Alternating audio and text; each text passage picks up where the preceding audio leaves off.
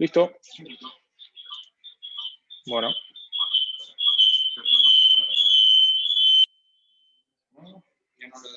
Sí, bajen porque si no voy a escuchar. O sea, me escuchan a mí si quieren, que me tienen acá. Se ve bien, ¿no? Bueno. Bueno, vamos a arrancar la clase que tenía para hoy, hemorragias obstétricas. Bien. Primero, empezar hablando de los temas a tratar que vamos a hablar. Definición, un poco de epidemiología acerca de las hemorragias, tanto en el preparto como en el posparto. Antes de hablar principalmente de eso, voy a hablar un poco de las modificaciones hematológicas de la gestante, la clasificación de las hemorragias, los cuadros principales a tener en cuenta, y después un poco de uterotónicos, conductas y controles que tenemos que hacer a raíz de la hemorragia, los objetivos a llegar, tratamiento y coagulopatía. Bueno, definición del mismo. Se la define como cualquier pérdida de sangre que no puede ser compensada fisiológicamente y que por tal motivo puede causar daños a nivel principalmente tisular, ¿sí? Ahora vamos a ver que no toda hemorragia va a llegar a signos de descompensación, pero necesitan un tratamiento para que justamente no pase lo mismo. Se encuentra dentro de las 3 primeras causas de muerte materna en todo lo que es el mundo desarrollado.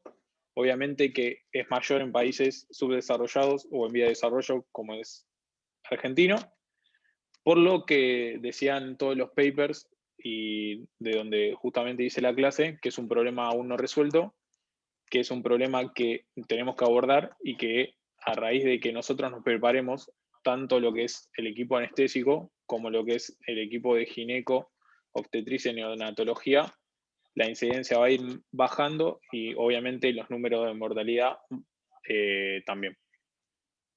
Bueno.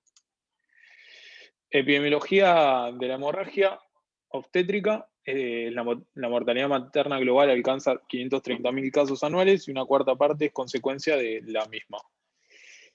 ¿Cuánto es la incidencia de hemorragia obstétrica grave postparto? Es del 5 al 15%, con una mortalidad de 1 en 1000 en países en vía de desarrollo.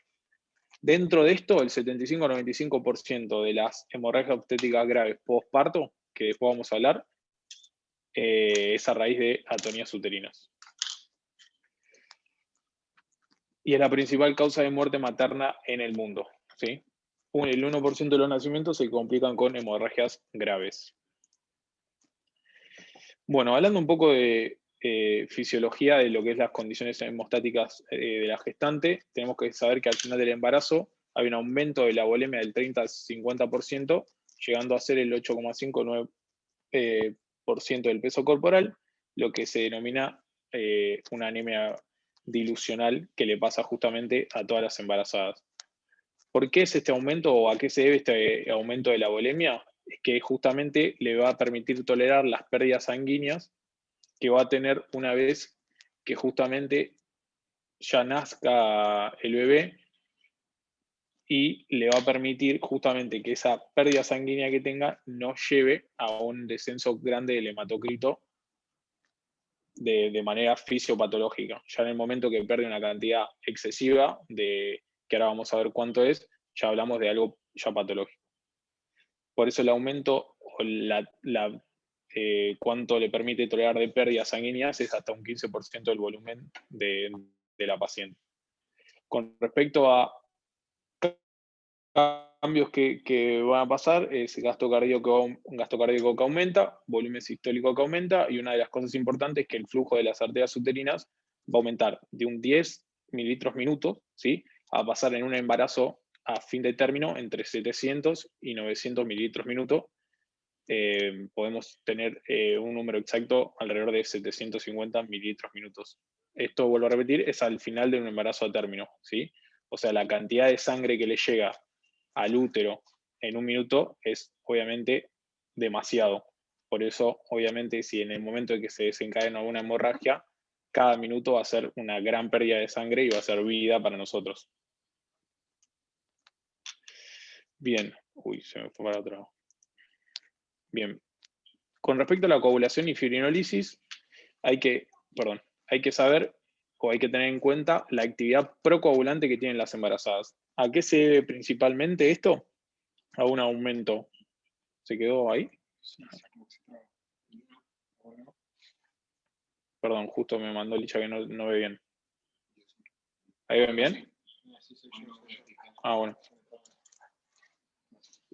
Bueno, existe obviamente un aumento principalmente de lo que es el fibrinógeno, factor de von Willebrand, factores lo que son 7, 9, 10 y 12, y hay un descenso obviamente del recuento plaquetario, también sumado de lo que hablamos de la anemia dilucional que hay. Todo esto lleva principalmente, o en síntesis, a una actividad procoagulante que hay que tener en cuenta. Y hay que tener en cuenta que la activación de la coagulación y fibrinólisis reactiva es mayor en embarazos múltiples, como puede ser mellizos o trillizos o etcétera, versus a todo lo que son gestantes únicas. Bueno, hemorragia obstétrica ocurre en el 3 a 5% de los embarazos y son responsables del 65% de complicaciones durante la gestación y 25% de la mortalidad materna. ¿Cuál es la cantidad de pérdida de sangre que nosotros tenemos que ver y a partir de cuál decimos esto es una hemorragia obstétrica o esto es algo, entre comillas, fisiológico? Lo que es parto vaginal, que muchos nosotros por ahí no vemos, o por lo menos nosotros los de primero, es de 300 a 500 mililitros de sangre y una cesárea es de 800 a 1000 mililitros de sangre. Cualquier valor que vaya por arriba o exceda dichos valores se considera patológico. Y es donde justamente vamos a tener que hacer hincapié. Clasificación al respecto. Tenemos la hemorragia antenatal y posparto, ¿sí? La podemos dividir. Con respecto a la antenatal, es toda aquella que va previo a la semana 24, desde la semana 24 hasta el nacimiento, y la posparto, obviamente, luego el parto. ¿Por qué no le damos tanta importancia a todas las que son previas a la semana 24? Porque en sí hablaban que es muy rara la hemorragia y que además de que es rara, si hay que hacer un tratamiento, se tiene en cuenta principalmente a la madre y lamentablemente no se tiene en cuenta mucho a la supervivencia fetal, porque si hay una hemorragia, lamentablemente la mortalidad del bebé es muy alta. Y con respecto a la hemorragia postparto, tenemos primaria y secundaria. La primaria ocurre en las primeras 24 horas y la secundaria de las 24 a las 12 semanas postparto. Con respecto a hemorragia de la primera mitad del embarazo, tenemos principalmente lo que es el embarazo ectópico, todo lo que es el aborto y sus variantes, y enfermedad trofobláctica gestacional. Con respecto a la segunda mitad del embarazo, tenemos desprendimiento del tapón mucoso, placenta previa, que vamos a hablar un poco, desprendimiento prematuro de placenta normoinserta, que también vamos a hablar, ruptura o rotura uterina, basa previa, embolia del líquido amniótico y lo que es el síndrome HELP, y lo que son principalmente las hemorragias postparto, que hay una mnemotecnia que justamente son las 4T, que son principalmente las 4 causas o el conjunto de causas, que es tejido, que se refiere a retenciones de restos del embarazo, trauma, con respecto a la lesión del canal, trombina, todo lo que infieren las coagulopatías, que ahora luego vamos a hablar un poco de eso, y el tema del tono, que es la más importante de todos, que es el tema de la atonía uterina. Y bueno, están viendo ahí a la derecha, complicaciones del posparto, que estamos hablando más de la misma, lo que es principalmente a la cabeza la atonía uterina, que es de la que más vamos a hablar, retención de producto de la concepción, laceración del tracto genital, lo que se refiere a trauma, inversión uterina, ruptura uterina y anomalía del sistema de la coagulación. Bien. Esa es una clasificación dependiendo obviamente cuándo suceda la hemorragia. Ahora tenemos la clasificación con respecto a la cantidad de pérdida. La hemorragia obstétrica puede ser menor o mayor, dependiendo de cuánto pierda dicho paciente. Si la pérdida es menor de 1000, hablo de una hemorragia obstétrica menor, mayor a 1000 es de una mayor. Y lo gran importante obviamente es que toda pérdida no me va a hablar principalmente, o no me tengo que enfocar principalmente a nada más a volumen de sangre perdido, sino también me tengo que enfocar en la clínica de la paciente. Si la paciente, además de eso, no tiene deterioro hemodinámico y el ritmo de pérdida es bajo, obviamente eso me ayuda a acercarme a lo que es una hemorragia obstétrica menor. Todo aquello que sea pérdidas que vayan mayores con signos clínicos de shock me van a derivar más a lo que es una hemorragia obstétrica mayor. Y dentro de mayor tenemos todo lo que son, puede ser moderado o severa, que eso va a depender, o el punto de corte son 2.000 mililitros o 2 litros de sangre. Menos de 2 litros de sangre hablo de una hemorragia moderada, mayor a 2 litros de sangre hablo de una hemorragia severa. Acá tenemos un cuadro comparativo. Con respecto a esta clasificación de cuantía, hay un montón de clasificaciones porque hay una que justamente te habla de moderada y severa, hay otra que te va a hablar de grave, que ahora voy a hablar un poco de esa. O sea, como que dependiendo en dónde vayas a leer, o en este caso que te habla de clases, pero en sí van todas más o menos de la misma.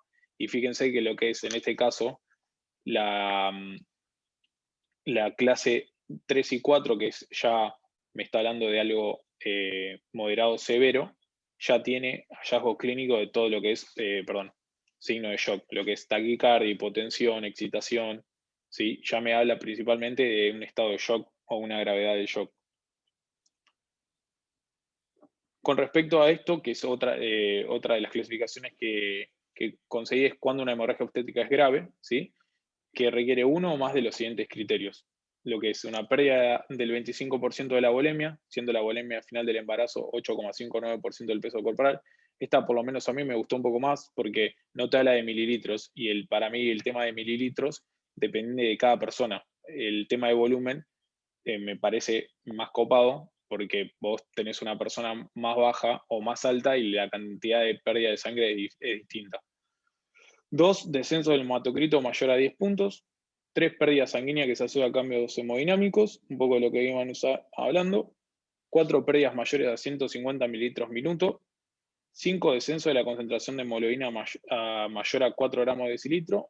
6, requerimientos transfuncionales agudos mayor a 4 unidades de glóbulos rojos. Y 7, una hemorragia que conduce a la muerte materna. Si alguno de estos está presente, me habla de una hemorragia obstétrica grave. ¿Puedo hacer un Un poco de comentario, Juan? factores de riesgo, ¿sí? Que lo dejé más para que lo leamos, pero en sí, cosas a tener en cuenta, en sí que se incluyen en casi todas es cesárea anterior, ¿sí? Que la paciente sea obesa, que obviamente Juanjo, haya tenido una episiotomía o alguna dehiscencia a raíz de la cesárea anterior, y principalmente todo lo que es el factor de riesgo de una hipertensión gestacional. Juan, ¿te puedo hacer un comentario? Sí, ¿Puedes ir a la anterior? No, a la anterior. yo no te escucho mucho, ¿eh? Ahí te escucho mejor. A ver, anda a la Eh, anterior. Ahí está. ¿Esta es la 8? Sí, es una boludez lo que voy a decir, pero no sé, espero que si alguno de los jefes que me corrija. Pero yo acá interpreto muchas veces cuando se produce lo que es los métodos que nosotros tenemos cuantitativos para evaluar en todo caso el número total de glóbulos rojos en el sistema o lo que ustedes quieran, pero lo que son medidas de concentración, tengan cuidado muchas veces cómo son interpretadas. Em, Estas definiciones son quizás un poco más viejas y está bien que las tengamos en cuenta porque si una paciente llega con un hematocrito de 18 después de una hemorragia posparto, nadie va a decir que esa paciente está bien o está hemodiluida. Pero tengamos en cuenta que cuando nosotros pasamos una cesárea, muchas veces la chapa queda abierta por el miedo a la hipotensión y todo eso, y nosotros diluimos un poco esa sangre. Todo lo que es aportes externos de fluidos nos va a bajar el hematocrito per se, o sea, entonces tengamos en cuenta esto. Muchas veces, ¿qué podemos usar? Que no sé si lo vas a decir más adelante. Parámetro de perfusión periférica para evaluar el nivel de shock. Sobre todo en pacientes que están con anestesia general, un desprendimiento, ahora Juan va a hablar algo. Por ahí podemos evaluar parámetros dinámicos de lo que sería shock, evaluar lactato, exceso de base de bicarbonato. Hay otros parámetros que nos hablaría de una falta de libre oxígeno a la célula, entonces eso nos marcaría parámetros de hipoperfusión. ¿sí? Está bueno tener en cuenta el hematocrito y la hemoglobina. Quizás lo ideal es tener por lo menos el hematocrito de base sin un aporte de fluidos excesivo, como para saber más o menos dónde estamos parados, dónde partimos. Después ya el laboratorio intraquirófano está bueno para hacernos una idea, pero se empieza a embarrar un poco a medida que va siguiendo la cirugía. No sé si se entiende bien el concepto. Sí, como que aportamos nosotros más a la anemia dilucional y como que ese maratoquito por ahí es medio, entre comillas, mentiroso. Claro, lo que no tenemos que hacer es tampoco decir, listo, no sirve, no le pidamos hematocrito hemoglobina. Obvio que sirve, pero siempre tener en cuenta que hay otros parámetros que nos pueden ayudar a esa decisión. Por ejemplo, hay algo que todavía no ven ustedes, pero si tenemos una yugular interna y le queremos sacar una saturación venosa de oxígeno central, eso nos va a orientar muchísimo más de lo que nos va a orientar el hematocrito. Por lo menos para saber si la paciente está en shock o no. Bien, gracias, Laucho.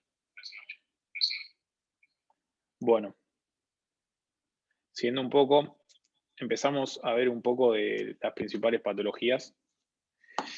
Placenta previa, obviamente es la localización de la placenta en una zona baja del útero, que puede ser generalmente frente al feto, y presentación que cubre o va a invadir el orificio uterino.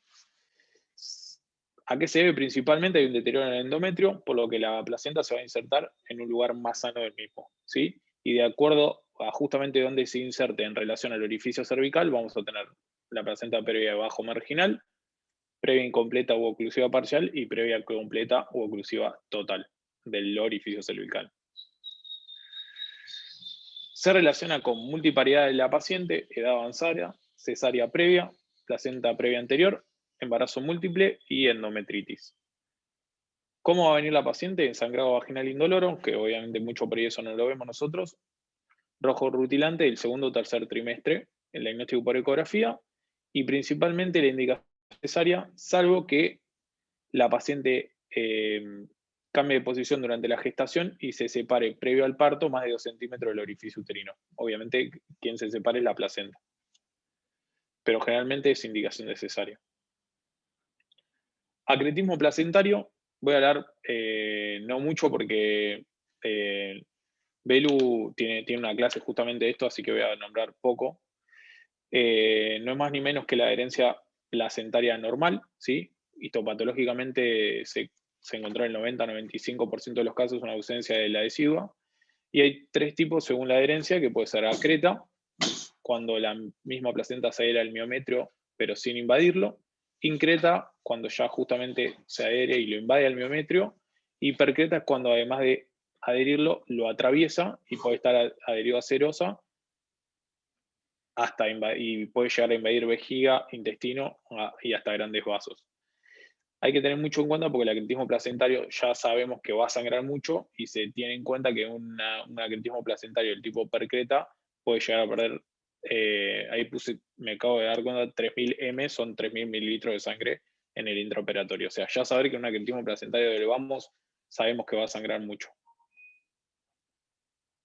Se asocia al mismo placenta previa y cesárea anteriores, el diagnóstico por ecografía, ecodoppler color y resonancia magnética, y la conducta dice que no está contraindicada la anestesia regional, se recomienda anestesia peridural con catéter por brindar mayor durabilidad, pero se prefiere anestesia general por su estabilidad con respecto al trastorno hemodinámico.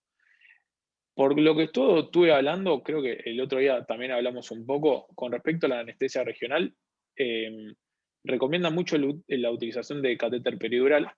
Hablamos también eso, creo, si no le erro, Marian había hablado al respecto, de que no es muy recomendado y menos creo que va a ser recomendado en un acretismo placentario, porque ya que la paciente va a sangrar, el retiro del catéter posterior va a ser muy complicado por el control de la protrombina que tenemos que tener debido a la hemorragia que tuvo ya la paciente.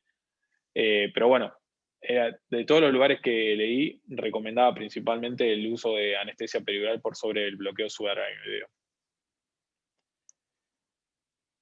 Con respecto al desprendimiento placentario, que es la separación prematura de la adhesiva basal de la placenta normalmente implantada antes del nacimiento del feto, y esto obviamente va a ocasionar la ruptura de las arterias espiraladas y obviamente va a llevar a la hemorragia.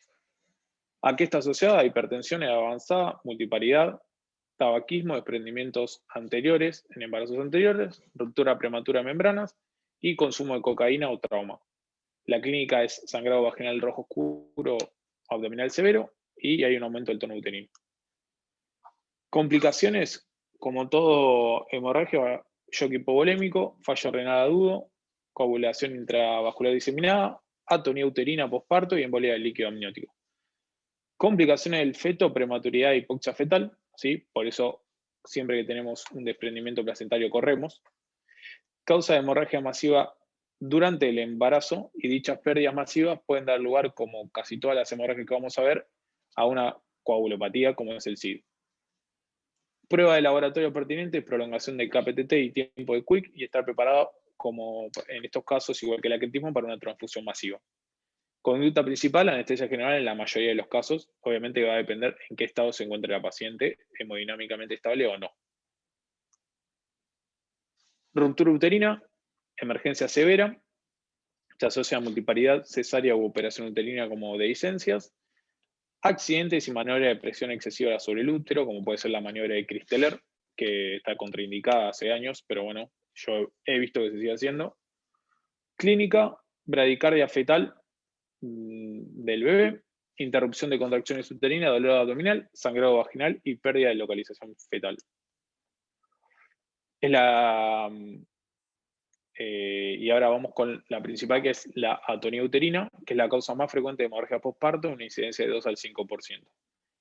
Representa cerca del 50% de las hemorragias obstétricas y consiste en la imposibilidad del útero para contraerse efectivamente luego del alumbramiento. Obviamente que esto va a llevar a consiguiente trastorno de la hemostasia y pérdida de sangre masiva. El manejo activo del alumbramiento constituye la principal estrategia de prevención de la hemorragia postparto. Tenemos factores de riesgo como son la coriamnionitis, administración excesiva de oxitocina durante el parto, eso ojo nosotros obviamente, macrosomía, retención de productos de la concepción y sulfato de magnesio. Diagnóstico, presencia de sangrado vaginal persistente y útero blando que aumenta su tamaño. Y existen 3 componentes que disminuyen la hemorragia postparto en un 60% de los casos. Lo que es obviamente la administración de uterotónicos, tracción controlada del cordón para desprender la placenta, no que lo arranquen, ¿sí? Sino que sea controlado, y masaje del fondo uterino luego de la expulsión de la misma. Con respecto al uso de uterotónicos, el de primera línea es la oxitocina, ¿sí? La ampolla viene de 10 unidades internacionales en 1 mililitro, y lo que generalmente hacemos nosotros, tengo entendido que son las nuevas recomendaciones, es damos un bolo de 3 unidades diluido en 20 mililitros, que lo pasamos en un bolo lento, y luego dejamos en infusión continua por 24 horas de forma lenta 27 unidades internacionales. Efectos adversos de la misma: aumento de la TA, todo lo que son náuseas y vómitos, puede tener arritmias y hasta puede llegar a tener un infarto cardíaco la paciente. Por eso muchas veces, o me ha pasado, que la paciente refiere dolor a nivel retroesternal. Puede generar hematomas pélvicos, hemorragias subarachnoideas y cuadros de anafilaxia. Todo lo que son en pacientes hipovolémicos deben emplearse menores dosis y puede ocurrir una hipotensión extrema por vasodilatación. Una de las cosas que me acabo de olvidar, también de efecto adverso si la ponemos antes, es placenta encarcelada. Si la ponemos antes y todavía la placenta justamente o el alumbramiento no se dio, el útero se contrae y no deja salir la placenta. Bueno, esto es de un paper, ¿sí? que me pasó la 8, si no le erro, que te hablaba justamente de las dosis de oxitocina dependiendo el momento o dependiendo la paciente. Como estuvimos hablando, lo que se recomienda es la infusión de oxitocina en 30 unidades en 500 mililitros, que es lo que hacemos.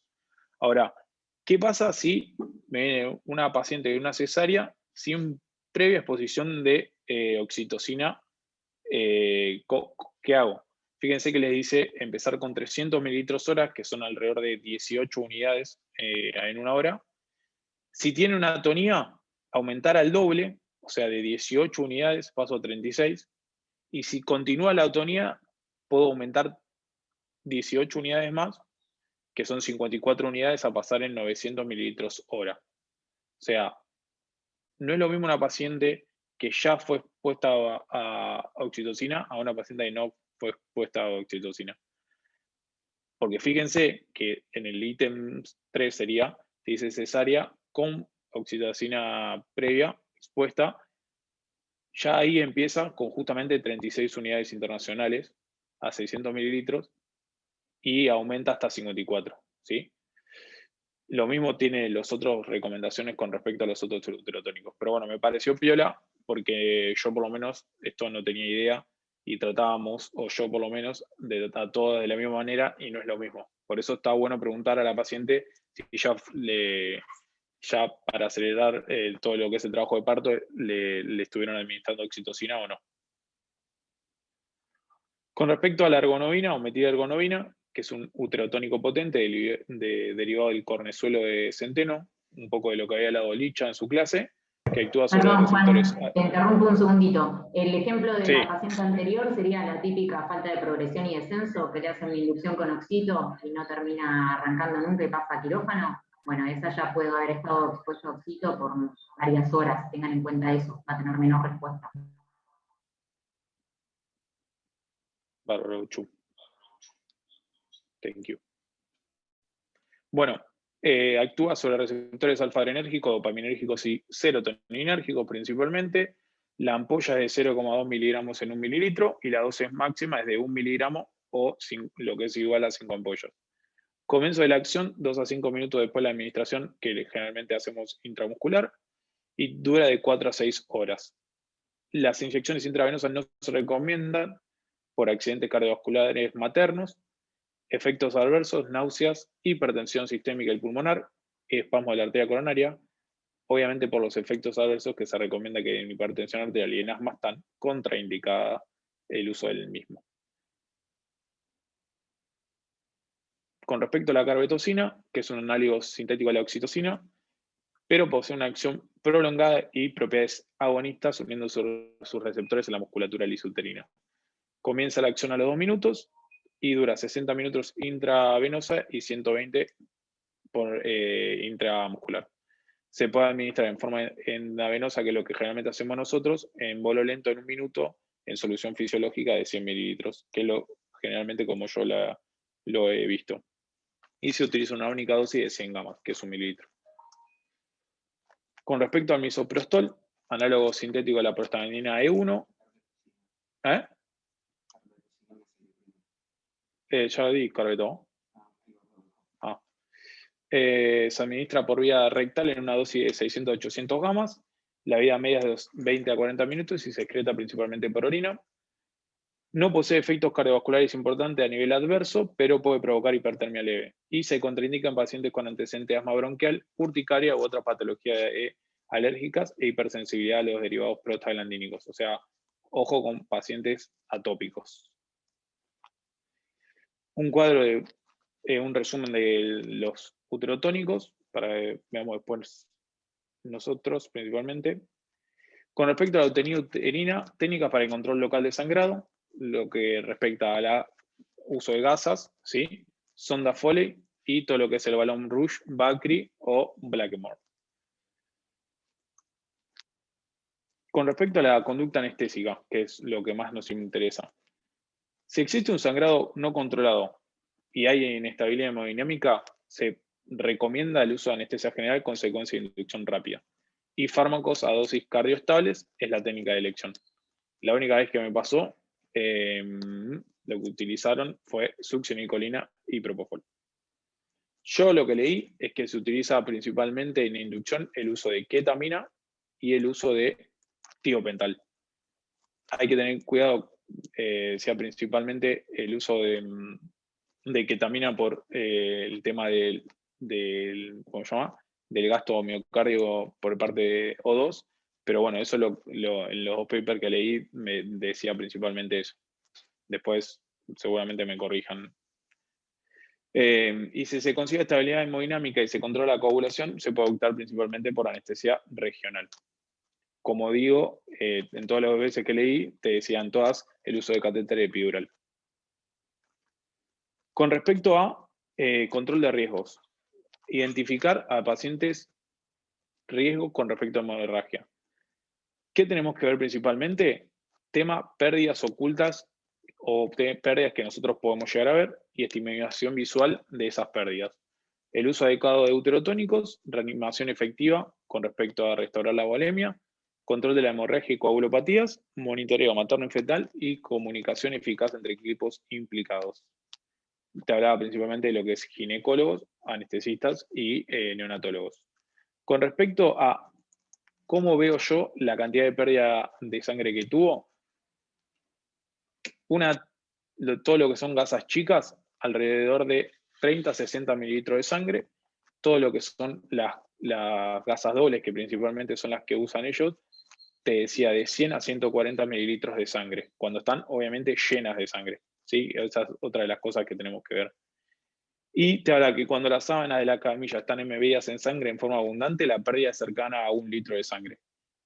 Y cuando ya llega al suelo, con un diámetro de 1 metro, supera los 1500 mililitros de sangre. Objetivos a tener en cuenta en el momento de justamente cuando voy a reponer a la paciente y cuando la voy a controlar. Que la hemoglobina sea de 9 a 10 gramos decilitro. Voy a ver los valores de calcio iónico que sean estables. Que haya un pH mayor a 7,2. Ahora vamos a hablar de eso, pues es uno de los mayores riesgos de la coagulopatía. Plaqueta mayor a 75.000 y el tema del fibrinógeno mayor a 200.000. 200 miligramos.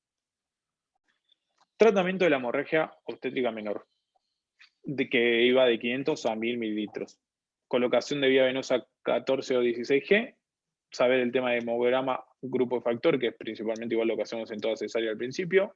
El uso de cristaloides, contratar o mantener la estabilidad hemodinámica y control de la diuresis.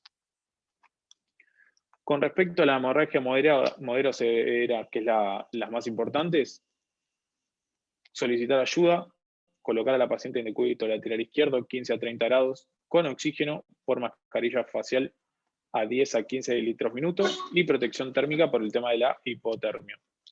Si hubiera catéter epidural, evitar moverlo, colocar 2 vías venosas de 14G, colocar vía arterial para monitorización invasiva de la PAM y muestras de sangre, y una vía central, preferentemente con uso ecográfico.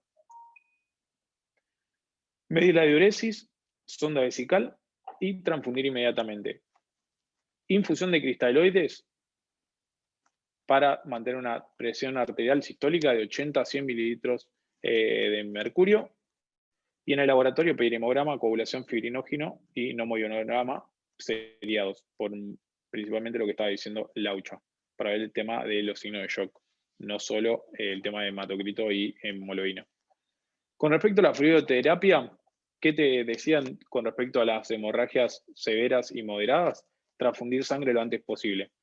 Y hasta entonces, perfundir fluidos para mantener la volemia y la presión arterial sistólica, como dijimos, entre 80 y 100. Con respecto al cuánto se recomienda en volumen total, son 3,5 litros de cristaloides y coloides, hasta 2 litros de Ringer lactato y 1,5 de hidroxietilalmidón. Realizar análisis cada 30 minutos, hemograma completo, coagulación, fibrinógeno, gasometría arterial y venosa, y todos los iones, y lactato. Con el uso de vasopresores como noradrenalina, obviamente va a depender de la hemodinamia o la inestabilidad hemodinámica de la paciente. Hemoderivados, ¿sí? Con respecto a eso, me recomendó, hablé mucho con la OCHU, que me recomendó y me explicó todo, porque la verdad que estaba medio en un cumple. Y sí, la verdad. Y bueno, me recomendó poner los valores normales de lo que es la embarazada, hemoglobina de 11 a 14 miligramos decilitro, hematocrito, que obviamente va a disminuir por lo que venimos hablando de la hemodilución, las plaquetas, que se habla de un discreto descenso por lo que habíamos hablado, la anemia dilucional, y el fibrinógeno, que es uno de los más importantes, que aumenta casi un 50%, que pasa a un límite de 300 a 600 miligramos decilitro, ¿sí?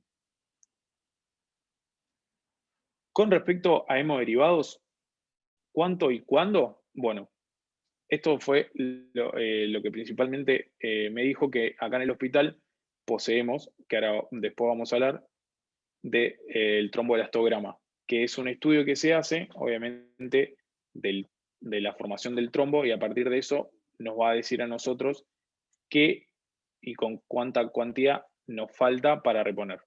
Pero antes de eso quería hablar un poco del tema de hemoderivados, ¿sí? Porque yo particularmente estaba me sentía un ignorante y había un montón de cosas que no sabía. Entonces, qué vamos a dar y cuándo vamos a dar va a depender de justamente lo que tengamos. Pero, con respecto a glóbulos rojos, cuando hablamos, una unidad tiene 350 mililitros de glóbulos rojos, me va a aportar, tiene el mismo 55 al 60% de hematocrito en dicha unidad. ¿Cuál es el objetivo? Tanto restaurar o mantener la capacidad de transporte de oxígeno para cumplir las demandas tiscelares. Se tiene que conservar, obviamente, generalmente en la heladera, a 4 más menos 2 grados centígrados. Obviamente que el glóbulo rojo debe existir compatibilidad ABO y RH, porque si no, no me va a servir con respecto a los anticuerpos de los glóbulos rojos. Y por cada unidad administrada se espera un aumento del hematocrito del 3% y 1 miligramo de cilitro de la hemoglobina. Plaquetas. Una unidad me provee 50 a 70 mililitros. Se conserva a 22 grados en agitación permanente. El objetivo es proveer un adecuado número de plaquetas con funcionamiento normal para prevenir o tratar un sangrado activo. La dosis es 1 unidad cada 10 kilogramos de peso y por cada dosis administrada se espera un aumento de plaquetas de 50.000. Con respecto al plasma fresco congelado, una unidad son 200 mililitros, contiene tanto factor de la coagulación, 2 a 4 miligramos de fibrinógeno, que es importante para ahora, por cada mililitro de plasma, y también otras proteínas plasmáticas. Actúa como fuente de factor de la coagulación principalmente en deficiencias congénitas o adquiridas, y se recomendaba que no debe usarse como expansor plasmático. Crioprecipitados. Una unidad contiene 15 a 20 mililitros, contiene principalmente factor 7, 13 y mayor de 150 miligramos de fibrinógeno. Se recomienda tanto en deficiencia selectiva de estos factores y en hipofibrogenias. Y se recomienda una unidad cada 10 kilogramos de peso. ¿Qué pasa? Que ahora vamos a hablar, porque justamente lo que principalmente perdemos en las embarazadas con respecto a la hemorragia es el fibrinógeno. Entonces, nosotros lo que tenemos que aportarle a la embarazada principalmente es fibrinógeno. Entonces, ¿cómo lo vamos a hacer? Puede ser con concentrado de fibrinógeno. Si no poseemos, vamos a recién ahí crioprecipitados. Y si no poseemos eso, vamos recién ahí a plasma fresco congelado. Obviamente, vuelvo a repetir, esto va a depender dependiendo de la paciente, por eso es lo que voy a explicar brevemente ahora, que es el uso del tromboelastograma, que es lo que vemos en pantalla, ¿sí? Ahí justamente es el tema de cómo forma el trombo, y ahí tenemos, dependiendo cómo se forma, si es normal o qué deficiencia va a tener. Y un poco lo que te decía es el uso de un análisis que se llama FibTem A5, que es un análisis sin plaqueta, que evalúa cualitativamente el fibrinógeno y mide la calidad de polimerización del mismo. Dice que es aceptable mayor a 9 milímetros. Si dicho test te da menor a 7 milímetros, se recomienda administrar fibrinógeno. Si la hemorragia es muy intensa, se recomienda considerar la administración de fibrinógeno por debajo de 12 milímetros de dicho análisis. Creo que en conclusión lo más importante para ahora es saber que en una hemorragia embarazada, el primer factor que va a haber afectado es el fibrinógeno. Y lo que te decía es que justamente con este estudio, lo que obviamente disminuyó es el uso de crioprecipitados, plasma fresco congelado y plaquetas, y de complicaciones como la sobrecarga circulatoria asociada a transfusión, porque vamos directamente a lo que justamente necesitamos administrar por pérdida. un resumen de justamente lo que es toda la hemorragia postparto, dosis y drogas de tratamiento a usar, causa de las mismas, qué considerar y el tema del uso de hemoderivados. Y un poco de coagulopatías, ya terminando, que se pueden desencadenar de dos formas, tenemos primaria y secundaria. Las primarias, que son las que más nos interesan hoy en día, que es la coagulación intravascular diseminada, embolia del líquido amniótico, desprendimiento de placenta y síndrome HELP. Con respecto a la coagulopatía, todo lo que es el monitoreo va a ser dificultoso. El tromboelastograma es rápido y eficaz y me va obviamente a ayudar a que va a faltar la dicha paciente. Y lo que no justamente tenemos que llegar a que nos pasa es la triada clásica que yo por lo menos me la habían hecho mucho hincapié en Emergento, que es acidosis hipotérmica coagulopatía. Administrar plasma fresco congelado y glóbulo rojo en relación 1 a 1,4 y administrar plaquetas para valores mayores a 75.000 plaquetas. Los valores de fibrinógeno por debajo de 2 gramos por litro son predictores obviamente de hemorragia severa. Fibrinógeno, obviamente reponer si es debajo de 2 gramos, que es el valor predictivo máximo de hemorragia. Crioprecipitados me van a proveer mayor de 150 miligramos de fibrinógeno, que es lo que habíamos hablado. Reponer un factor 7, calcio y un poco de ácido tranexámico, que es el principal fármaco que vemos nosotros que está estudiado que reduce la morbidez y mortalidad en hemorragia. Efecto y mecanismo de acción que tiene es por el bloqueo de la formación de plasmina mediante la inhibición de la actividad proteolítica de los activadores de plasminógeno. Actúa como un antifibrinolítico en sí. Se ha estudiado que reduce la pérdida de sangre después de las cesáreas programadas y la mortalidad y la hemorragia postparto en el parto vaginal. Y la dosis recomendada es 1 gramo intravenoso y repetir en 30 a 60 minutos si la hemorragia continúa. Laucha justamente me dijo que lea un estudio, que es el WOMAN, que es un estudio gigante que se hizo. Si no le erro, fueron 26.000 pacientes que se estudiaron en 11 países distintos. En sí, la conclusión es que se demostró que el uso temprano de ácido tranexámico dentro de las 3 primeras horas de iniciar la hemorragia reduce significativamente la mortalidad hasta en un 31%. Eso hablando principalmente de lo que es el ácido tranexámico en hemorragia obstétricas. Ahora también, después... ¿Puedo decir una cosita, Juan? Discúlpame. Que capaz, Sí, a ver, no sé si no lo vas a poner ¿vuelvo? ahora. No, sí. En realidad esto se extrapola de otro estudio. Es un estudio que se hace en mujeres embarazadas. Acuérdense que esa es hemorragia posparto. No está aplicado. Esto después se extrapola a otras cosas, pero no es de una cesárea, sino que sería hemorragia posparto. Y está extrapolado de otro estudio que se llama CRASH, que es de politrauma, en el cual se empieza a usar ácido tranexámico. Es el primer estudio que por lo menos yo sé que se hace con ácido tranexámico así grande.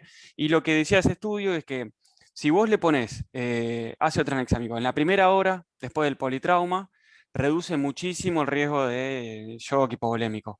Si vos lo pones entre la hora y las 3 horas, reduce, no muchísimo, pero lo reduce. Y si vos lo pones después, pasadas las 3 horas, si no me equivoco eran 3 horas, aumentas la mortalidad. Entonces, hay que siempre tener en cuenta los tiempos del inicio del trauma o el inicio de la hemorragia, ¿sí? Para esto, para el uso del tranexámico. Obviamente en lo que sería profilaxis, como lo que vas a decir a continuación, sí, desde ya. Pero bueno, eso quería decir. Recuerden después el crash y si alguien tiene ganas, chusmelo, que también está bueno. Gracias. Bueno, y hablando un poco de justamente me lo pasó Mari, el tema de, porque ahí es principalmente ya el uso anteriormente, lo que estábamos hablando es el uso de ácido tranexámico ya en la paciente que ya está con hemorragia. Ahora, ¿en qué caso yo puedo utilizar ácido tranexámico? En casos para principalmente prevención. Y lo que te hablaba principalmente, dicho estudio, te hablaba principalmente de lo que son todas cirugías de reemplazo total de rodilla, de cadera, cirugía de columna cuando está implicado más de 3 niveles, trauma y hemorragia obstétrica, hemorragia intracraneal y cirugías cardíacas mayor, principalmente todas las que utilizan, ay no me sale esto, vamos a extracorpórea, exacto, gracias María. Y ahí justamente un poco de lo que, perdón, ahí abajo lo que decía en inglés de el uso de justamente de 1 gramo de ácido tranexámico. Aclaro una cosa, si mal no recuerdo, de hemorragia intracraneal, no, en variables duras, morbimortalidad no demostró beneficios. Así que, ojo, no es que a todos sistemáticamente los pacientes, por ejemplo, de hemorragia subaracnoidea u otros sangrados, no les hacemos tranexámico de rutina, porque el estudio lo nombra, pero creo que aclara puntualmente que no hubo cambios en morbimortalidad. Bien, por eso me lo salteé. Bueno, y por último, los cuidados postoperatorios, obviamente luego de la hemorragia, a tener en cuenta, ¿sí? Nada, sé que en una clase larga, traté de hacerlo lo más conciso posible. Agradezco a Bachi, que fue mi tutora, y a Nati, a Laucha, a Mari y a Brenda, que siempre que hablé todos me ayudaron y me recomendaron cosas que obviamente no sabía. Así que nada, gracias. Muy buena, Juanjo. ¿Puedo aportar unas cositas más? ¿Se escucha? Sí, Anto, se escucha. Perfecto. Bueno, con respecto a los estudios del Leucito que le pasé a Juanjo de los 3 escalones, por ahí lo que está bueno saber es lo que les dijo Ochu, cómo diferenciar cada paciente, primer escalón, segundo escalón, tercer escalón. A grandes rasgos, así como para que les quede fácil, un primer escalón sería una paciente que está en su primer cesárea o segunda cesárea, pero es una paciente de bajo riesgo, una paciente sana o una cesárea electiva o una preeclampsia leve, ¿sí? En cambio, un segundo escalón ya sería, como les dijo Mario Chiusi, una paciente que estuvo un buen rato con una inducción fallida, 3-4 horas ya con goteo de oxito, o un trabajo de parto durante un buen rato, ¿sí? Esa paciente ya sería un segundo escalón. Y un tercer escalón sería, por ejemplo, una embarazada múltiple, un polidramnios, ¿sí? O una paciente que por evolución, vimos que con el goteo de 18 unidades hora no llegábamos, fuimos al segundo y con el segundo tampoco, y por evolución llegó al tercero, ¿sí? Eso por un lado. Otra cosa que también es importante es que sepan que la oxitocina, ¿sí?, está contraindicada en aquellas pacientes que tengan miocardiopatía dilatada del embarazo. Es como la contraindicación, yo tengo como esa, la única así en mi cabeza ahora, los chicos si pueden aportar alguna otra que se acuerden. Y después acordarse que lo que dijo Juan del bolo, de las 3 unidades, en aquellas pacientes que ya tengan riesgo aumentado para presentar todos los efectos adversos de la oxito, la taquicardia y la arritmia maligna, no voy a hacer el bolo de oxitocina, ¿sí? Sería una paciente, por ejemplo, con una arritmia previa o un Wolf Parkinson White, ¿sí? En esas pacientes no hago el bolo, simplemente cuelgo el goteíto, ¿bien? Y después, otra cosa que me acuerdo que creo, Juan, que ahí, la verdad que justo medio como que se me cortó, no sé si lo dijiste bien o mal, cuando transfundimos plaquetas, ¿sí? Nosotros las plaquetas, vieron que ya nos mandan una bolsita preparada, y la bolsita es un pool de plaquetas, que tiene entre 6 y 10 unidades. La dosis, como bien dijo Juan, es 1 unidad cada 10 kilos de peso, entonces la bolsita ya viene preparada para el paciente. Y en realidad lo que nosotros tenemos que acordarnos es que esa unidad de plaquetas aumenta 10.000 plaquetas por milímetro cúbico, o sea que en realidad la bolsita aumenta lo que dijo Juan de 50.000, pero no una unidad, la bolsita entera, el pool entero que le paso. ¿Se entiende esa diferencia? Sí. Que no es lo mismo, ¿sí? No es lo mismo decir una unidad de plaquetas que decir un pool de plaquetas, o la bolsa de plaquetas, como le quieran decir ustedes. Bien. Y no sé si algo más me quería aportar, la verdad que eran varias cosas y ahora por ahí me olvidé alguna. A mí me gustaría hacer una... Está muy bien, Anto, lo que decís. Gracias, Lore. Me gustaría, no sé si alguno de los jefes ahí, me meto un segundo, me gustaría hacer una pregunta a los chicos de primero principalmente. Hablamos mucho de la tríada de la muerte, ¿qué harían para evitarla en general? Bicarbonato. Sí, Mantener la temperatura. La temperatura, que era una de las cosas que decía. ¿Cómo se cortó ahí? O sea, mantener la temperatura, ¿de qué manera? Y bicarbonato, hay indicaciones que como que ya más llegando casi al final, digamos, de la... Más que bicarbonato, intentar que la paciente no hipoperfunda para que no pase a un incremento del ácido láctico excesivo por estar hiperperfundiendo. Tal cual. Bueno, ¿de qué manera? Expandiéndola y con los hemoderivados, que bueno, no quería interrumpir esta conversación de ahora, pero no sé cómo hacer para que se escuche mejor. Se escucha bien, Licha.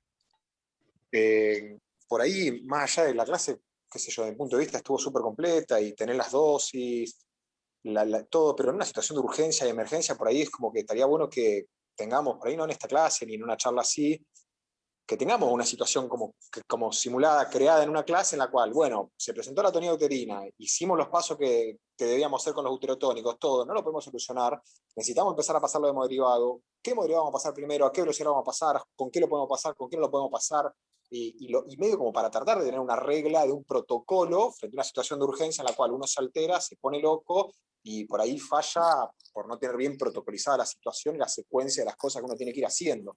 Más allá de la necesidad de saber cuántas unidades de plasma, cuántas plaquetas pasar, cuándo pasar la unidad de sangre, cuándo pasar el gluconato de calcio, por ahí tener como un esquema protocolizado de cómo tener que actuar frente a esa urgencia que es algo inminente y que la paciente se muere en un par de minutos si uno no actúa de manera correcta. Justo ayer en el taller de sangrado crítico decían eso, que lo más importante era tener un protocolo, iba a preguntar eso, si había un protocolo en el hospital que sepan todos o que manejen.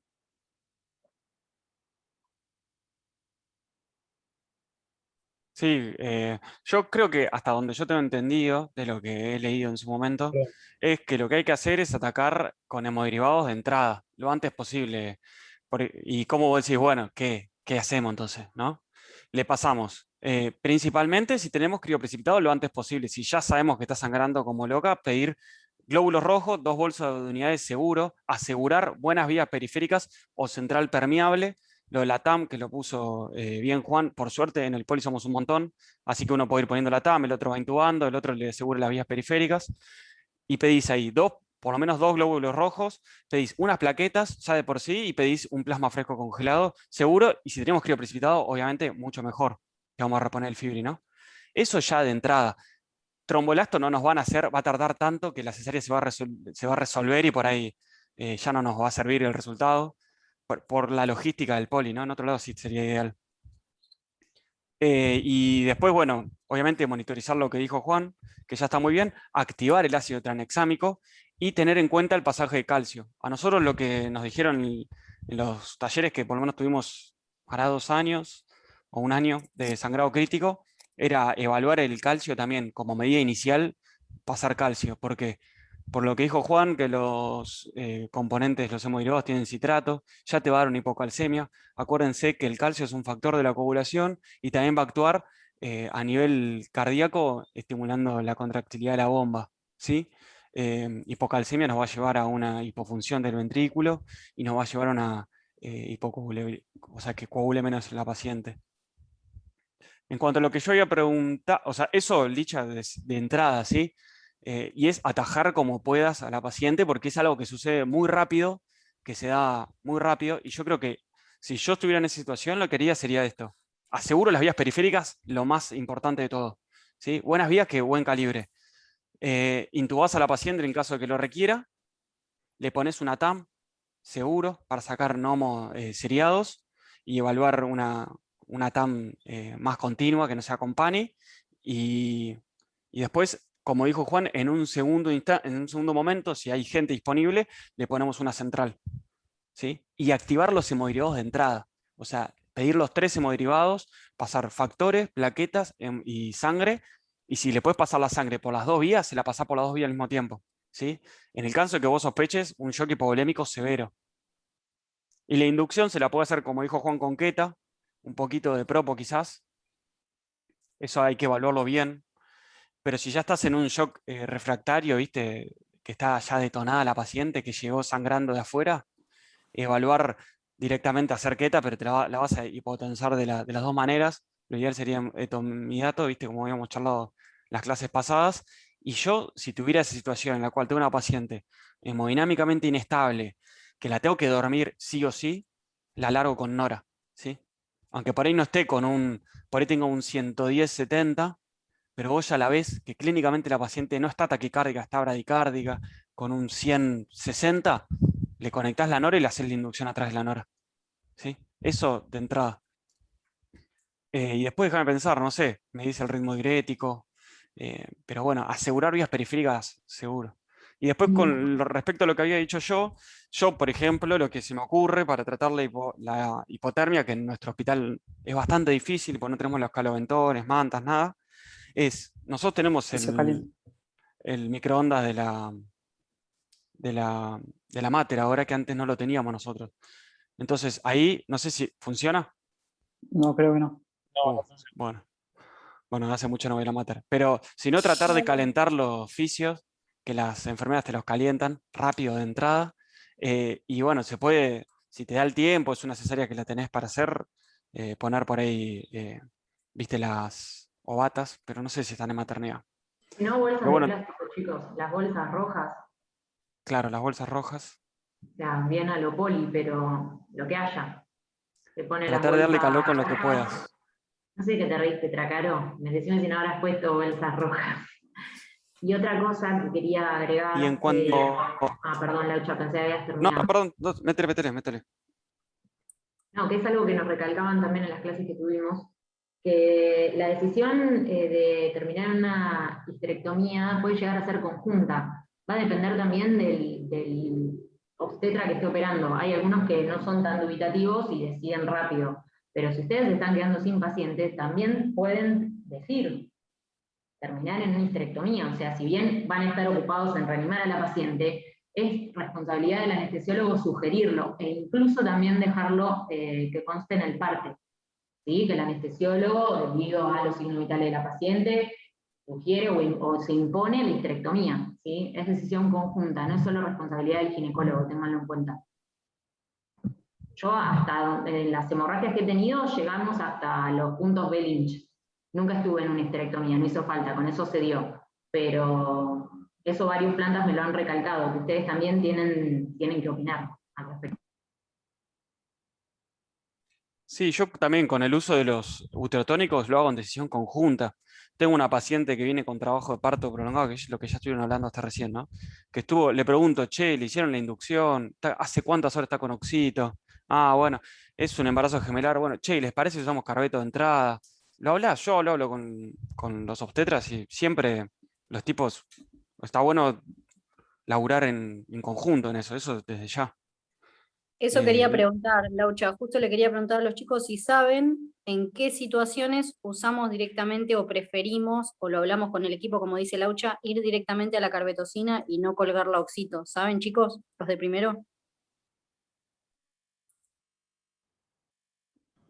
Embarazo gemelar era, eh, Sí, está bien, Fede Gemelar. ¿Qué más?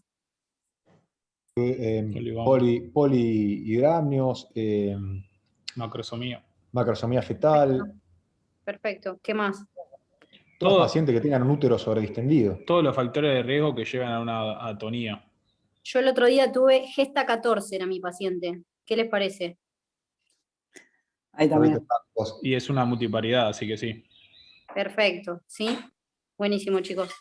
Pero bueno, ¿y algún protocolo dice eso? Porque uno revisando así como que en rasgos generales dice como que siempre usar oxitocina primeramente, no nunca utilizar carbetocina. En nuestro hospital no hay, Pedro, un protocolo en base a carbeto. En algunas instituciones, por ejemplo acá en La Plata, en el español, lo hacen ante embarazo gemelar, polidramios, son las dos indicaciones en las que arrancan con carbeto. Después va a depender de la disponibilidad también. Vos fíjate que nosotros no tenemos mucha carbetocina, es como que haces el chequeo y por ahí viene una o dos ampollitas y lo guardás para alguna paciente puntual, pero no hay un protocolo para carbetocina en ese momento. Una Gracias, Mari. pregunta. ¿Sedosa fibrinógeno en el poli? Sí, sedosa. De hecho, fíjate que los HELP o lo que son abortos sépticos, cuando vas a hacer un raspado, te van a decir, estamos esperando el fibri. Entonces sí, Ah. sedosa. Y a mí en un acretismo me han mandado las ampollas de fibrinógeno para pasar, por ejemplo. No sé si fue cuestión de esa vez o si a veces lo tienen, pero esa vez me lo pasaron. Pedí un fibri, pedí un un Rotem, me dio la línea del fibrinógeno finita, finita, finita, me mandaron las ampollas de fibri y se las pasé. Incluso como dice Laucha, van a ver que les vienen 2 ampollas como con un coso de plástico que tienen que meter en el medio porque es en polvo, el concentrado de fibrinógeno. Liofilizado. Eso, liofilizado. Y les iba a decir algo más de esto. Lo que no sé es si lo hacen por guardia, el fibrinógeno. También ténganlo en cuenta, por ejemplo, en una paciente que estuvo coagulopática y tiene puesto el catéter, vieron que decía que no hay que retirarlo. Antes de retirar el catéter, no se queden solo con los valores de las plaquetas y la protrombina, también pidan un fibrinógeno, si es un sangrado importante, ¿sí? No se queden solo con la normalidad de esos 2 valores. Y en cuanto al tromboelasto, o sea, después van a tener clases puntuales de Rotem, ustedes no tienen que analizar el dibujo, ustedes mandan la muestra y en 10 minutos, en teoría, si tienen los reactivos y todo, ya lo lee el que está en hemoterapia, el técnico o el médico, y les informa a ustedes qué falta puntualmente, no van a tener que analizar el dibujo ustedes. Aunque en otros países el anestesiólogo hace el estudio, tiene la máquina ahí disponible, igual que el medio interno. Pone la muestra, se procesa y puede interpretar el dibujo. No es difícil de interpretar, pero bueno, les aviso por las dudas, bueno, es que ahora ustedes van a tener que verlo. Mari, vos, una cosa, ¿vos estuviste ayer en la charla de sangrado crítico? Sí, estuve, y no tenemos protocolo nosotros, Angie. Claro, porque lo que me pareció que estaba bueno y que aplica ahora es que al principio en uno de los protocolos te decía ver pH, ver temperatura, ver calcio, y creo que me estoy olvidando algo, largar el tranexámico y después ahí ponerte a evaluar qué hemoderivado usás. Estaría bueno. Claro, como para tenerlo en bueno. cuenta, porque capaz te desesperás por pedir una bolsa de glóbulos rojos y te olvidaste del calcio, de la temperatura y no sirve de nada. En realidad, como se lo resumió en Laucha, está Claro. Perfecto, es lo que hacemos a nosotros. El tema es que, bueno, yo tengo entendido que igual la muestra tenemos, siempre va a depender del contexto, hay emergencias y emergencias en la maternidad, pero si se puede enviar una muestra para que se procese el trombolasto sería lo ideal. Mientras tanto, expanden con el cristaloide que tengan hasta que lleguen las unidades que les nombró el Laucha. Pero después seguir guiándose, porque en base al trombolasto, viste lo que decían ayer, Angie, guiándote por el trombolasto son muy pocas las veces que necesitas reponer plaquetas, por ejemplo. Y terminás expandiendo al paciente que puede terminar en edema agudo de pulmón. Fíjate que las bolsas de rojos aportan 350 mililitros, es volumen, ¿sí?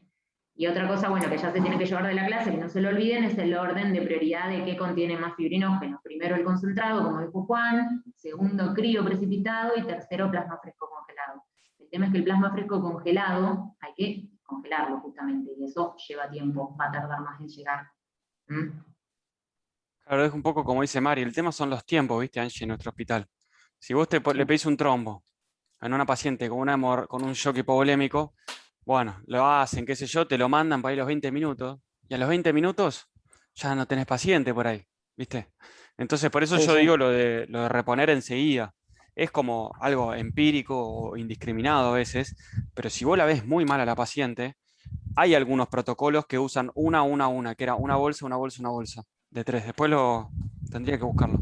Pero bueno, nada, como dice por ahí Mari, yo esa parte no la tenía, de evaluar las plaquetas, de no pasar indiscriminadamente en todo caso. En todo caso, factores y glóbulos rojos. Pero bueno, yo tenía en cuenta que creo que había algunos protocolos que usaban también plaquetas de mandarle Sí, uno. Laucha, o sea, lo que vos dijiste es así lo que hacemos todos, pero justo ayer en esta clase el tipo comentaba que en base al trombolasto uno se termina dando cuenta que muchas veces repone plaquetas sin hacer falta. Pero sí, hacemos eso, lo que dice el Laucha es lo que hacemos. Yo no me acordaba, no lo vi la clase por eso. Che, y por ejemplo, otra cosa, nos estamos reprolongando en la clase, pero una paciente que tienen que evaluar bien el tono también es una paciente, por ejemplo, que llega con una eclampsia o una preeclampsia, en el cual necesitamos dormirla por algún motivo el que se les ocurra, la dormimos. Esa paciente va a tener inhalatorio y también va a tener el sulfato, la carga pasando, porque probablemente si llega una eclampsia se la pasan ahí en el momento. Es una paciente que va a estar más relajado el útero. Nada, para que lo tengan en cuenta de rápido. Pensar en eso ya cargué, obviamente, esa paciente. Y después, por ejemplo, lo que había dicho, lo de la tríada, por ahí para evitar la coagulopatía tenemos el tranexámico, tenemos los factores, y para evitar la acidosis, como dijo Lisandro, yo me iría más para ese lado, es evitar la hipoperfusión tisular. Lo hacemos ¿cómo? Con nora, con hemoderivados, ¿sí? De esa manera. tratando de que la paciente no esté hipotensa mucho tiempo. A esa paciente no pegarle una raqui que se la pongas hasta la nuca porque esa va a andar peor. Y después otra cosa que quería recalcar es que hay muchos lados que Juan puso lo de la peri. Primero, ojo con la coagulopatía y el catéter, ¿sí? Eso tengan mucho cuidado, pues después se empernan ustedes solos.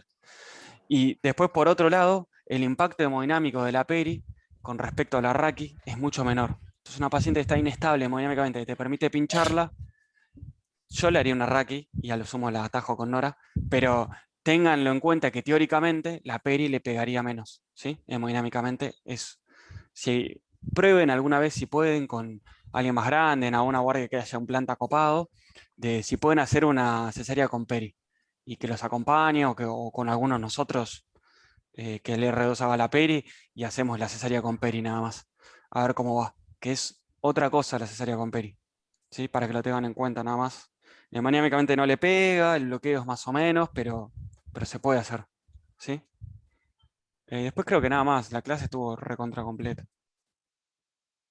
Sí, re bien, Juanjo. Buenísima. Bueno, nada, ya está. Ah, estaba Marian. Pensé que estábamos acéfalos. Obvio, mamá. Ah, sí. Extraña. Hola, Tomamos Marian. la posta, Ochu. Sí, no. Cállennos.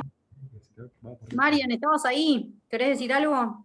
¿Qué les iba a decir? Nada, solo la clase estuvo recompleta, así que no tengo nada que decir. Bien a todos, tanto a todos los que colaboraron, a Juan, que se repuso. Práctico, acuérdense, yo soy partidario de las cosas que puntuales, rápidas. Acuérdense, el 11, 12, 13 de clínica va. 13 es la hemoglobina normal para un hombre promedio, 12 para una mujer, 11 para una embarazada. Por abajo de 11 está anémica. Fíjense que virtualmente todas las cesáreas que hacemos nosotros, incluso las que son programadísimas por retraso de crecimiento intrauterino o lo que corcho sea, vienen casi todas anémicas. Eso habla muy mal de nosotros, ¿sí? Pues la preparación de la paciente es evidentemente horrible y lo más triste es que ese bebé, la madre estuvo anémica todo el embarazo, ¿sí? Así que lo único que estamos haciendo es tirar tarados al mundo. Pero bueno, obviando esos detalles, quédense con el 13, 12, 11. ¿Sí? Eso como cosa práctica, ¿sí? Para que les sirva cuando estén afuera, más que nada. ¿Sí? Ahora somos muchos. El catéter por ahí lo discutimos cuando hablemos de acretismo, ¿sí? Pero es costo-beneficio.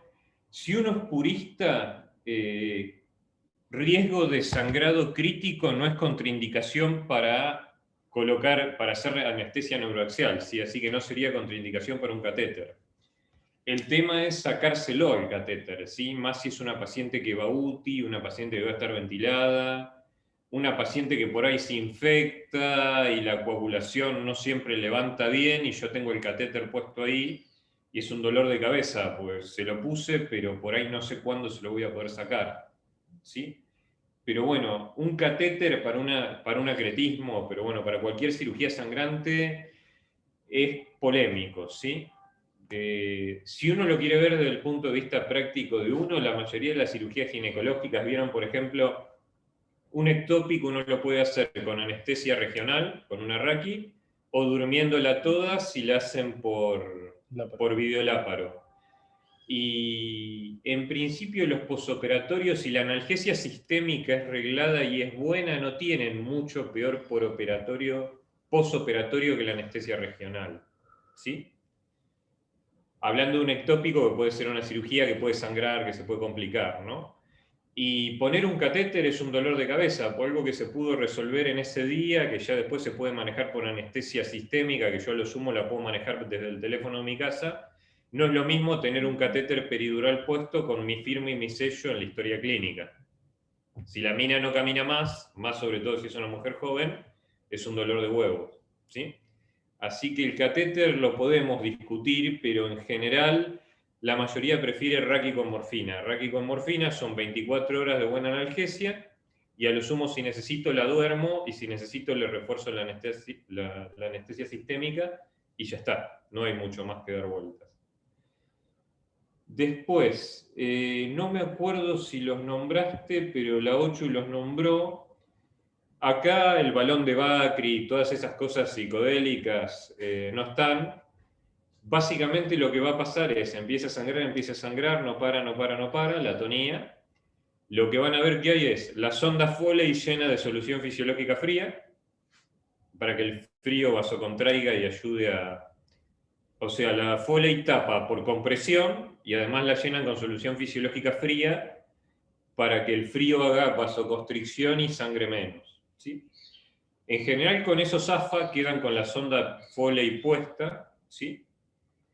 Lo cual si lo hicieron temprano es un engome, porque puede resangrar, porque por ahí prueban resacarle la sonda más tarde y vuelve a resangrar y por ahí lo llaman de nuevo. Pero si no, la otra opción son los puntos de Bell-Lynch, ¿sí? Que básicamente es anudar el útero pared contra pared y tirar de los hilos para que haga compresión básicamente pared contra pared, ¿sí? Ya en general, si eso no anda, es histerectomía, ¿sí? ¿Qué más? Lo del fibri es importante y sí, el fibri se dosa incluso por guardia. Y ténganlo en cuenta sobre todo para lo que son, como les dijo Laucha, por ahí los abortos incompletos o las infecciones de útero que tienen que raspar. Sería de buena práctica que tengan un fibrinógeno dosado, ¿sí? En general las chicas, por lo menos acá, suelen ser bastante conscientes y tienen un fibri ya pedido, pero tengan en cuenta ese dato, ¿sí? Porque capaz vienen en estos hospitales que tenemos nosotros públicos, capaz que les viene una paciente que tiene un feto podrido adentro de hace una semana, y acuérdense que los fetos muertos y retenidos son riesgo de SID, que la paciente haga coagulación intravascular diseminada. Así que les puede venir con una coagulopatía ya puesta, ¿sí? Que capaz la empiezan a raspar y chau. Es histerectomía sin escalas, ¿sí? Que me acuerde ahora, no mucho más para agregar. En cuanto al manejo de hemoderivados, lo van a ver, que dijo Lisandro. Estamos viendo con los jefes y los instructores tratando de arreglar las clases para que les queden más o menos organizadas. Piensen que ustedes tuvieron casi 6 meses menos con nosotros, lo cual es todo un tema, así que vienen en teoría de clases 6 meses atrás. Lo que hicimos con los jefes y con los instructores que nos pareció lo mejor fue dar drogas intubación, que fue la primera parte, y neuroaxial. Estamos dando obstetricia ahora, que eso es como nuestro bloque madre absoluto, y la idea de ahora sería empezar a dar las cosas más específicas, como son los monitoreos intraoperatorios, monitoreo de la TAM, todo lo demás, sangre, hemoderivados, monitoreo de la ventilación, y darles todo lo que son los módulos específicos, cirugía en uro, cirugía en traumato, cirugía en otorrino, Marian, etc. lo que le faltó a los chicos fue la clase de sistema nervioso autónomo, que creo que con Mati la habíamos preparado y al final se suspendieron. La de autónomo yo le avisé, no sé a quién fue, se recortó.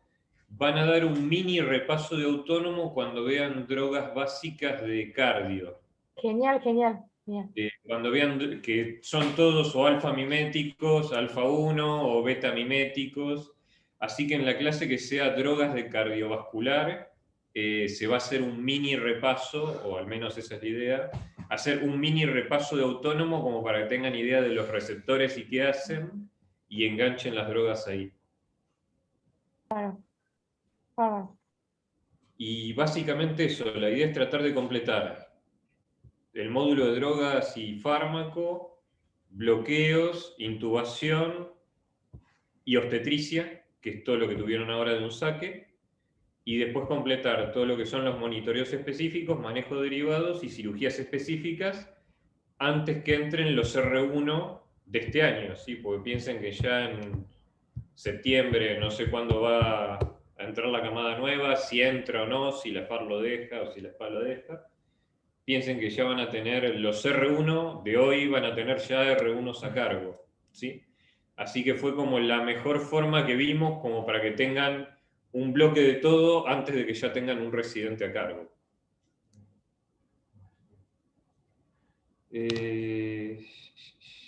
Belinch, lo de la hemoglobina.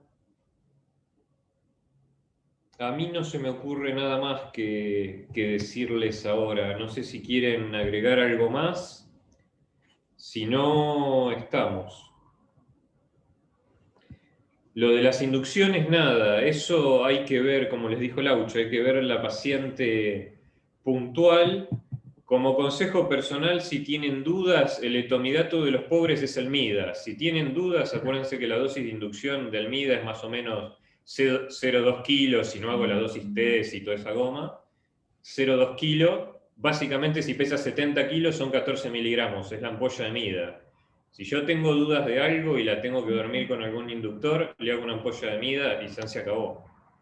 Es hemodinámicamente estable y demás. Así que si tengo dudas, la primera opción es el MIDA, ¿sí? El gran problema que hay con las hemorragias es que por ahí la paciente tiene una hemorragia, hay que dormirla, hay que resolverla, pero si la opera alguien lúcido, la hemorragia la resuelve rápido.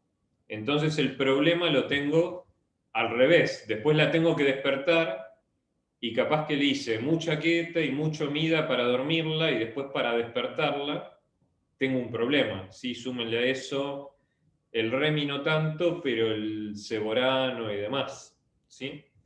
O sea que por ahí el problema del sangrado lo resuelven rápido y después yo tengo una paciente que me va a costar mucho despertarlo, sumando que por ahí es un estómago ocupado, la despierto y tengo riesgo que se me expire, ¿sí?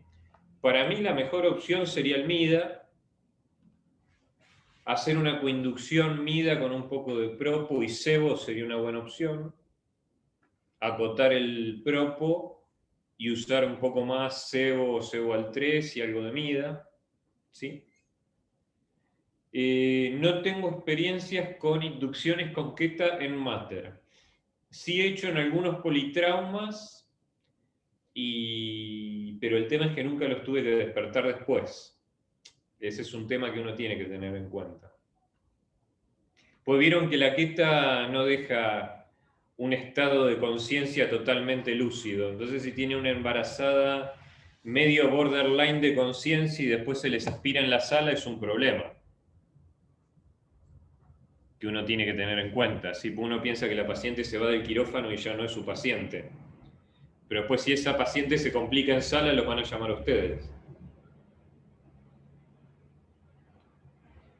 ¿Qué más? Trombolasto sí, todos los... en el primer mundo todos los protocolos de sangrado van con trombolasto. Sépanse que no siempre hay trombolasto disponible y que un cartucho para correr un trombolasto no sé si está 5.000, 10.000 mangos o más. O sea, el trombolasto si uno lo tiene es de buena práctica hacer reposición guiada por trombolastografía, pero sépanse que uno no siempre la tiene, ¿sí? Y uno termina reponiendo en base a lo que ve, ¿sí? En general va a reponer rojos de entrada, 2, 3 unidades, y en el medio sacará laboratorios y repondrá plaquetas, si ve que las plaquetas vienen en franco descenso, ya está plaquetopénica de base. Y nada, el trombolasto más que nada lo que por ahí sirve es para no malgastar plasma, ¿sí? También, y no descongelar plasma, que es el gran problema. El plasma hay que descongelarlo y una vez que se descongeló, si no se usó, se tira, ¿sí? A veces si es un sangrado grande, uno le pide hemoterapia que descongele todo y de golpe en media hora, 45 minutos, gineco resolvió, la paciente se va para terapia, ya por ahí no necesita el plasma, pero el plasma se descongeló. ¿Sí? Entonces ese es el problema que hay, ¿sí? Y más que les va a pasar cuando están acá en Mater, en general los hemoderivados en Mater tienen media hora, 1 hora de retraso, o sea que si la paciente está sangrando ahora, atájenla con cristaloide fuerte, pues sépanse que mínimo la sangre en media hora, 45 minutos les va a tardar acá en Mater. Que en tiempos nuestros es un montón, ¿sí? Les va a parecer una vida, se los garantizo. Nada, gente, si no quieren acotar nada más, yo creo que por hoy estamos. Gracias, Marian. Muy bueno todo. Gracias. Muy buena, Gracias. Juanjo. Muy Muchas buena, gracias, Juan. muy buena. Adiós. Adiós.